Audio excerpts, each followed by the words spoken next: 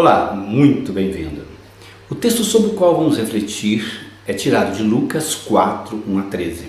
Trata-se das tentações de Jesus no deserto e de a sua relação com o tentador, o diabo, aquele que provoca divisões. Estamos no tempo de Quaresma, isto é, um tempo de 40 dias de preparação para a Páscoa, criado pela Igreja por volta do ano 350. Um tempo longo de deserto, de reflexão e de mudança de vida em vista da paixão, morte e ressurreição de Jesus. A Igreja Católica no Brasil, a cada ano nesse período, propõe uma temática de reflexão. Este ano é sobre a educação. Vamos refletir, então, sobre a educação e sua relação com a tentação do poder, do corpo e a sua relação com o rodízio de berinjela. Achou estranho? Você vai entender. Não saia daí. E aí, vimos com umas perguntas.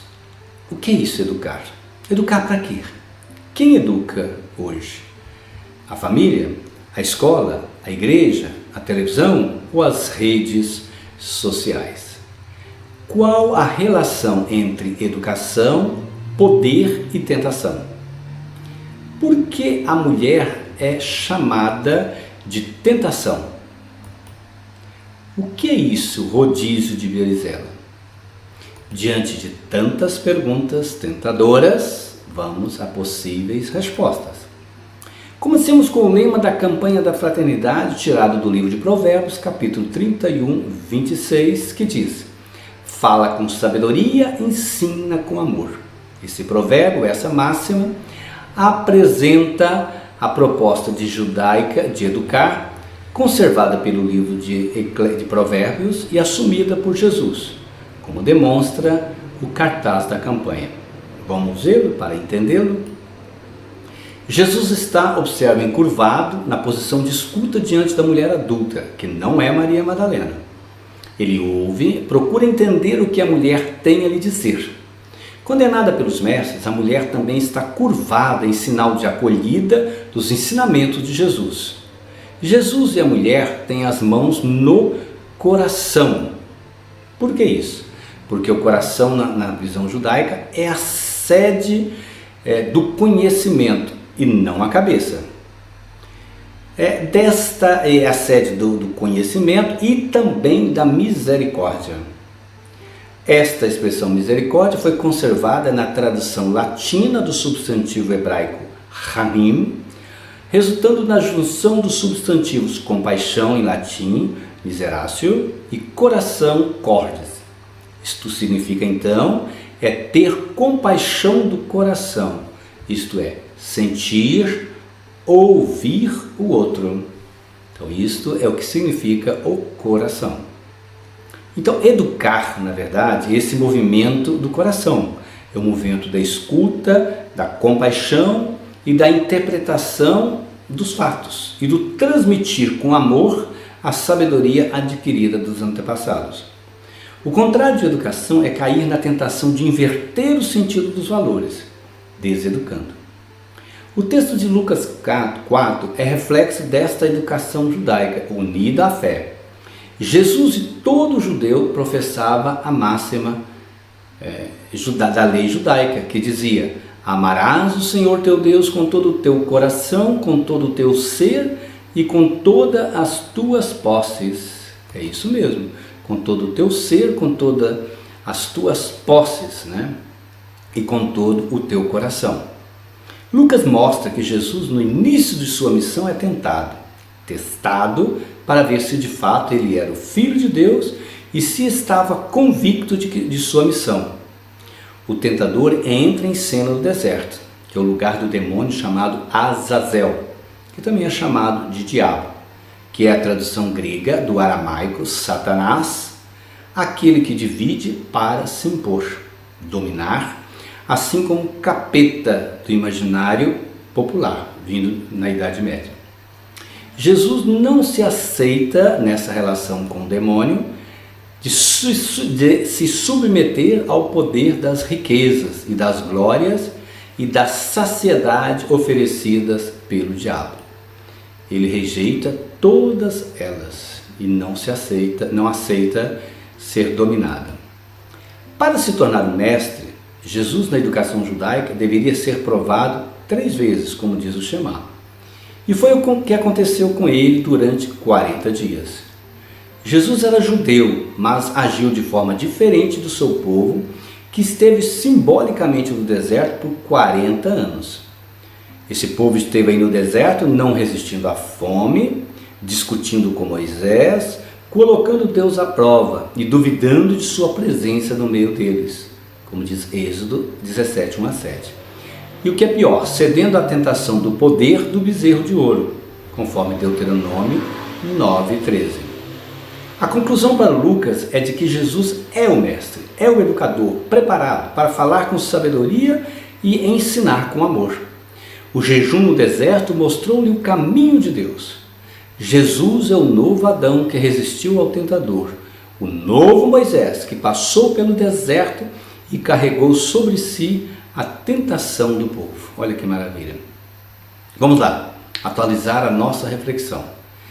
Partindo da ideia de que quando falamos de tentação, logo nos vem à mente a questão da sexualidade, e considerando que a igreja ensinou num passado recente que existem 2 tipos de diabo, você sabia quais são? Esses diabos são 2 demônios desencarnados e tentadores.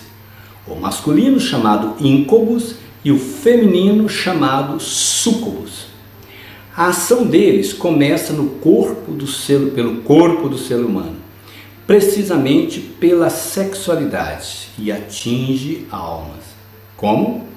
Eles podiam, segundo esta visão, entrar no corpo de mulheres e homens durante a noite, para ter relações com eles, tendo assim domínio sobre os seus corpos. Nessa perspectiva é que surge a visão de que a mulher é presa fácil para a ação diabólica, pois elas não resistiam ao tentador. Acreditava-se que as feiticeiras tinham relação sexual por meio de ritos orgíacos com o demônio.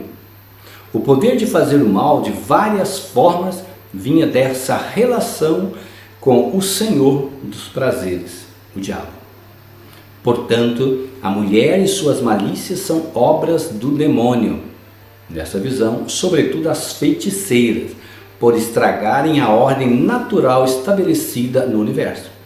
E qual foi o fim delas? Infelizmente, a fogueira da Inquisição.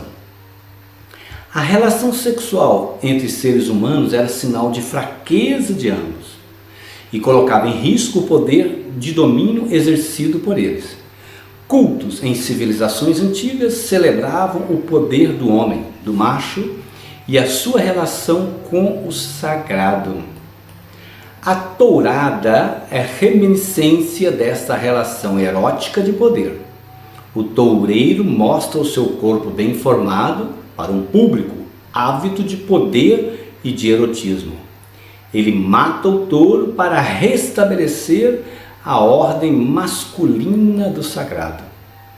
E por mais vil que seja esta cena, todos no final aplaudem a morte do touro. Atualmente, essa relação de poder que expõe o corpo, o erotismo e as futricas da vida real exerce grande atração na televisão e nas redes sociais, num programa que reina soberano há mais de 20 anos, o Big Brother Brasil, que de irmão não tem nada. As relações de poder são identificadas com o corpo e o prazer. Relação é estar 24 horas no mesmo local, fazendo a mesmice para os mesmos de fora assistirem, fascinados pela novela da vida real. Para muitos, isso é similar ao sabor de uma picanha suculenta. Para outros, é semelhante a um rodízio de berinjela mal passada. Rodízio de berinjela mal passada. Você gosta? O vencedor do prêmio milionário é o que mais divide, isto é, que age mais como o diabo na casa, na frenética luta de poder, no deserto da ausência, das famílias, do contato lá fora, do mundo lá fora. E aí, por fim, como falar de educação diante dessa situação? Quais são os outros tipos de tentações que nos afligem? Ouso terminar com mais perguntas que respostas. Oxalá o tempo da quaresma de reflexão e oração nos traga luzes para a vivência de uma educação que integra o ser e o poder, apesar dos tentadores. Deixemos para o Espírito Santo, deixemos que o Espírito Santo haja no deserto de nossas vidas. Amém. Se lhe foi útil, não deixe de compartilhar. Um abraço, até a próxima, se Deus assim o permitir. Fiquem com Deus.